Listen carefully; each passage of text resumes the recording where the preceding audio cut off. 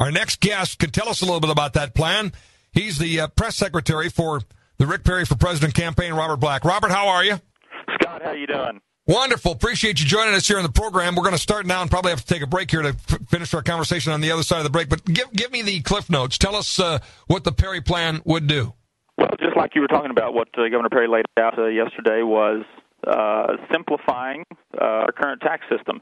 The governor laid out a cut, cap, and grow plan that cuts federal spending, aims to balance the federal budget by 2020, and grow American jobs and economic opportunity. He essentially laid out a plan that would institute an individual flat income tax rate of 20%. Now, the interesting thing about his plan, Scott, is it would be optional. In other words, if individuals wanted to keep the current tax structure, they had set up a small business, or they had made their planning looking out a few years based on the current tax system, they can stay in it. They want to pay accountants and lawyers to help them fight through that monstrous tax code. They can do that, or they can simply fill out a postcard with their 20% flat tax that includes the standard exemptions for mortgage interest, charity, state and local taxes, and dependents, and send it in. It simplifies the tax code, gives folks options.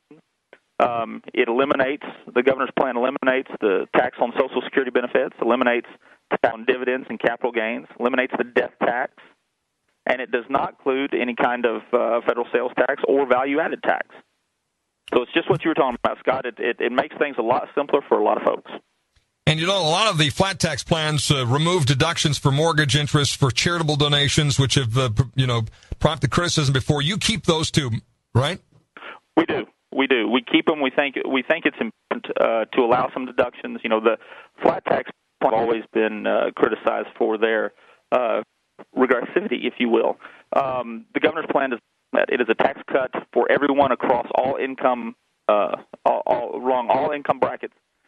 Tax cut for everyone, and as I said, it's optional. It's not mandatory. If you like the current tax code, if you've planned for the current tax code and all the exemptions that it has in it, you're welcome to stay there.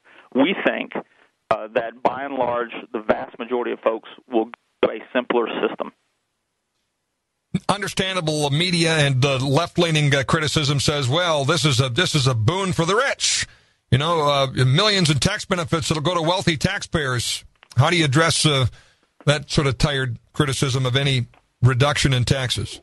Well, Governor Perry is not going to get involved in class warfare. We think everyone needs a tax cut. And this plan is designed for one simple thing in mind. We have an economy right now, Scott, that is flatlined. We need to jump back to life.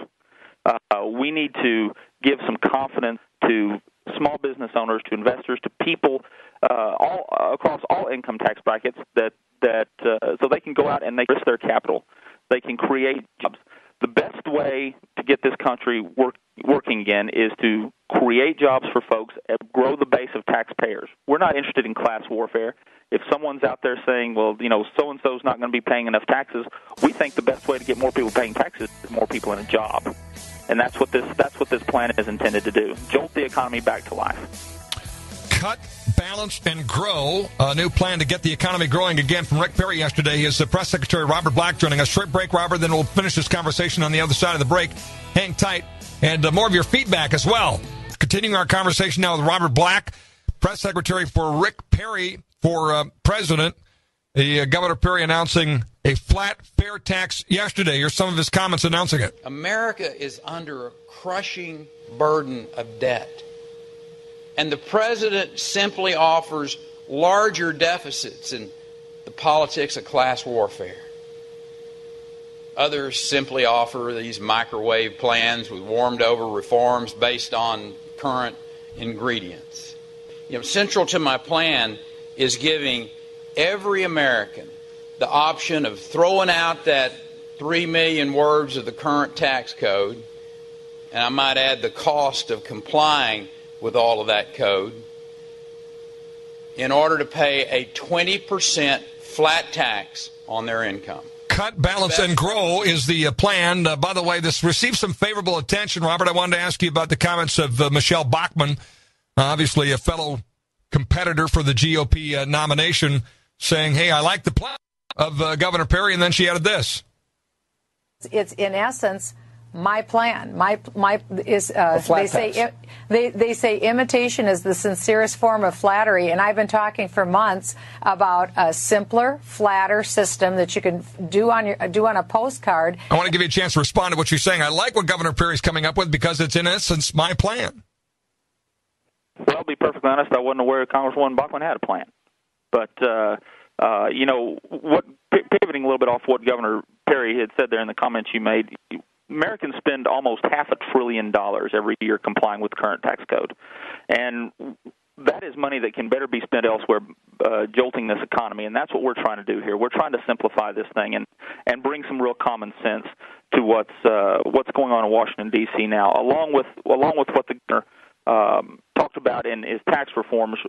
He laid out some very principles that he's going to do to reform our regulatory system, our entitlement programs, and balancing the budget down to 18% of GDP by 2020. That's the goal of this whole plan. We've got to get the spending under control. We've got to take some strong action in entitlement reform to get that under control. But overall, kind of the high level here, Scott, is Governor Perry thinks that right now is not time for bold action. We have to take bold action in Washington. We cannot allow someone else to go to Washington, D.C. as president, or keep the current president who just wants to give a wink and a nod to real reform, who wants to nibble around the edges. Now is the time to swing for the fences and really take some bold action to reform these programs and to get our spending under control and get our tax system reformed. Also, wanted to give you a chance to respond to some other feedback on this. One is the Democratic National Committee Chairwoman Debbie Wasserman Schultz, who said yesterday, my reaction to Rick Perry's new/old plan is that the definition of insanity is doing the same thing over and over again and expecting a different result. This is not a new idea. This is not something that is proposed for the first time. A flat tax has been introduced in the past, and it's been rejected because it overwhelmingly blows a hole in the deficit. Does it? That's very interesting in comments coming from someone who has doubled the size of the deficit since their president's been in office.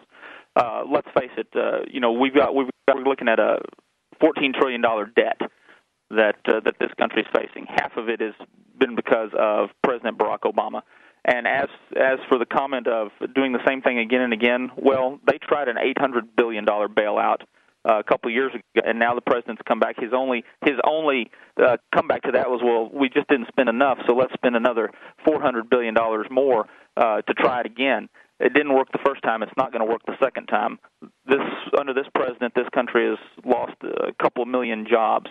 Governor Perry knows how to grow the economy. He knows how to be a chief executive to create jobs. And under his tenure in the state of Texas, Texas has added 1 million net new jobs. We're the leading economy in the country right now for job creation. We know how to create jobs. It's not spending more money, which is exactly what this president wants to do. There are some reports out there that the plan for the Perry campaign next up is to take on Mitt Romney in a big way, who is the front runner. I see that Haley Barbour said, yeah, Mitt Romney's the front runner, but he hasn't been able to convince much of the GOP establishment that he's the one in 2012. And Haley Barbour saying that a lot of the folks are sort of on the sidelines waiting to see who ultimately can take that. That there's, his bottom line is there's no real front runner yet. First of all, I want to get your assessment on whether you agree with that, number one, and number two, what the plan is to differentiate your candidate, Rick Perry, from the current leader, at least Mitt Romney. Well, to answer the first part of your question, we've always considered Mitt Romney the front runner. I mean, he has been running for this office for 6 years, and so we've always considered him to have the top spot. But I think to distinguish Governor Perry from Governor Romney is to distinguish night from day. Governor Perry is someone who knows what he believes. He stands up for what he believes. He defends his record and what he believes. And Governor Romney, as we've seen both in the last presidential campaign and throughout this one, he's going to kind of swing with the wind a little bit, and he's going to be on whatever side of the issue he needs to be on. I mean, yesterday was a perfect example. He was in Ohio. He went to the Republican call center where they were making calls in support of Governor Kasich and one of his plans to kind of bust up some of the unions up there. And actually went to the call center where they were making calls, and he wouldn't support Governor Kasich and what he was doing, whereas back in June he did. But because the polls are tightening up a little bit, he wasn't going to take the position on it this time. What this country needs is a president who's going to stand up for what he believes in, who's going to tell folks, even if it's a hard truth, like entitlement reform, who's going to tell folks we need to make changes. Here's what I believe. I'm going to stand by my record, and I'm going to do what I say I'm going to do. That's always been the record with Governor Perry. He does not swing with the wind. So, I think the difference between Governor Perry and Governor Romney is night and day. Is this anybody's race still? Is Haley Barbour right, saying that prominent donors, grassroots activists, GOP committee members still on the fence because they want to wait until they feel comfortable? Do you see this as anybody's race now? Is it, as some suggest, a three-way race between Rick Perry, Mitt Romney, and Herman Cain? What's your take on the state of the race? I think the race is wide open. It's some folks will say it's only months, but that's a lifetime in politics. It's a long way to go before the first votes are counted, and is anyone's race. And I think it's going to come down to someone who's going to take bold, decisive action, who's going to stick by his principles, who knows what he believes. Or do you want, Obama light? I think that's kind of what this is going to come down to. Final quick question, only half a minute left. What about the criticism of weighing in on the birther issue, on the birth certificate issue? Was that, in retrospect, a mistake for the governor? Well, I don't know he weighed in as much as he thought. It was kind of funny that we're still talking about it. The governor sees that as a distraction. Barack Obama's the president of the United States. He was elected. Move on. That's kind of a non-issue for him. That's kind of just a distraction. Robert Black, press secretary that travels with Rick Perry in the presidential campaign, with an update on his flat tax proposal and state of the race right now for the GOP nomination. Thanks, Robert. We appreciate it. You bet you, Scott. Anytime. Nice to talk to you. Mary Madeline when we come back, and more on the Common Sense Club. Stay tuned.